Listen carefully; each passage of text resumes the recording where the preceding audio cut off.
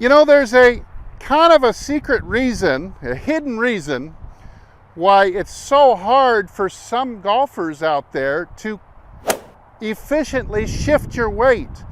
Right after this, we're going to talk about it. I'm going to give you a really great drill that's hopefully going to help you improve your weight shift, therefore your distance and your ball striking ability. Stay tuned.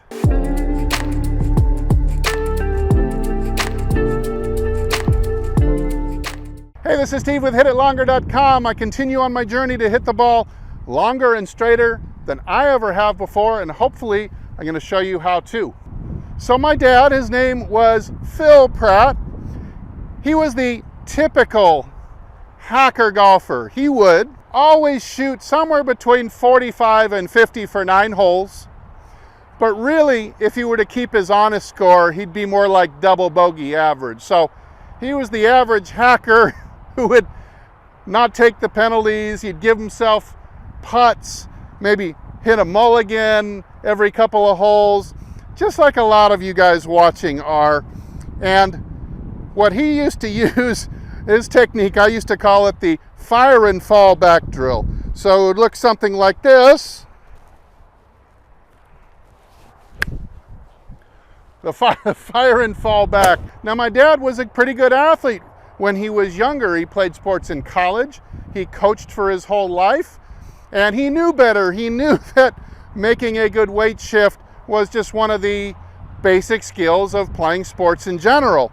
And yet, just like a lot of you out there, he ended up stepping back almost like this. So this will really affect your power. If you're trying to box while you're stepping back or falling back away from your target, pretty hard to make a knockout punch.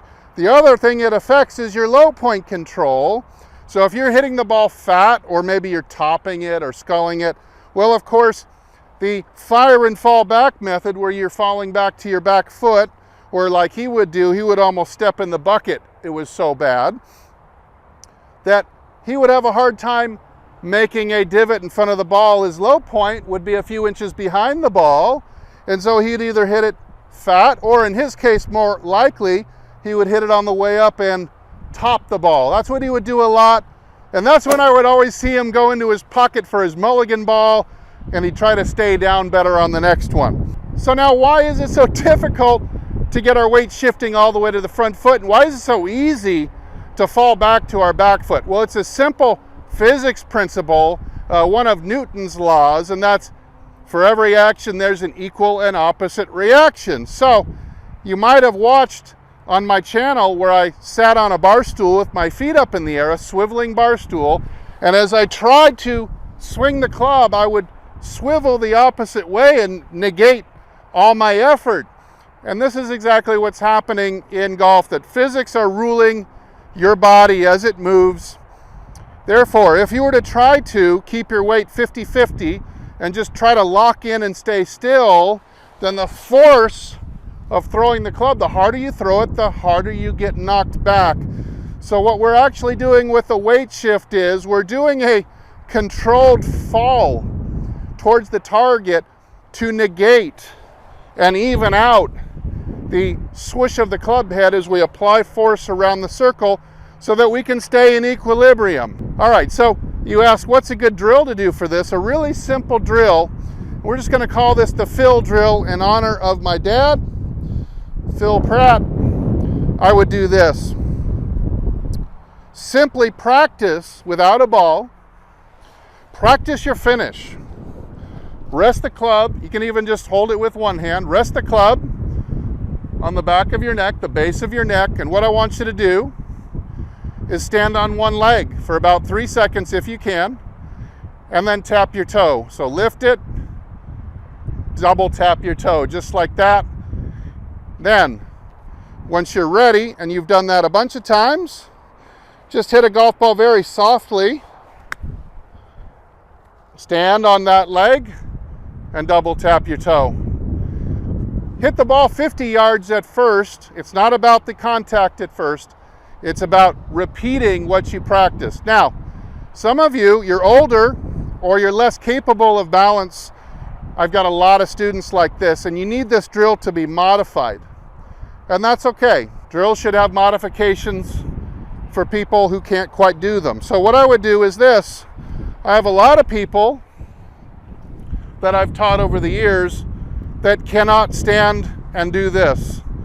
They fall over, they're too shaky. But balance can be regained with practice. No matter how old you are, it's a skill that fades when you don't practice. You'll be surprised what you can do when you practice. Use your club as a crutch. Stand on one leg. Okay, first you may be able to just stand like this. I've had people where just standing like this and using the club as a crutch, I still had to reach out and make sure they didn't fall over. So do this, and then when you feel able to, lift for 1 second and tap, and then longer and tap, and then when you can do it for 4 or 5 seconds, tap. Now, hold that leg off the ground and lift the club off the ground.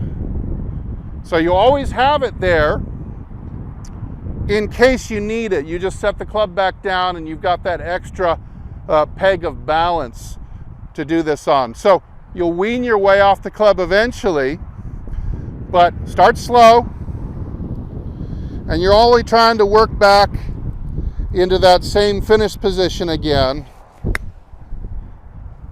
and lift that leg off the ground and tap it just like that. When you can balance on this leg, it is proof positive that all of your weight and your center of mass have shifted on top of the left foot. That's your proof.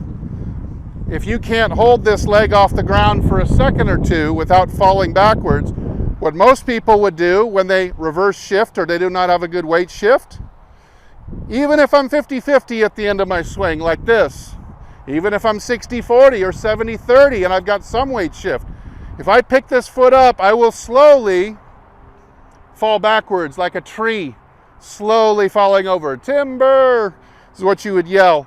So when you can sustain a 1 foot balance until the dust clears, just like this, you are not making a full weight shift, and you're not getting all the distance and club head speed and clean strikes that you could be getting. So try the fill drill. Practice standing on one leg without the ball. Practice moving into soft swings with a ball. And then eventually you'll be able to swing more full out and keep your balance on 1 foot at the end. I have taken many students through this cycle, through this ladder, and they are now hitting the ball much, much farther, and I think you will too. Hey, thanks so much for supporting my channel. I hope you'll hit subscribe if you got some mileage out of this video and this drill. Pass it on to your friend who might need help too. Hit the subscribe button. Visit my website, hititlonger.com, for over 100 more great videos and articles that I know will just help your golf game even more. As usual, I'll either see you in the next video or I'll see you longer and straighter down the fairway. Everybody take good care.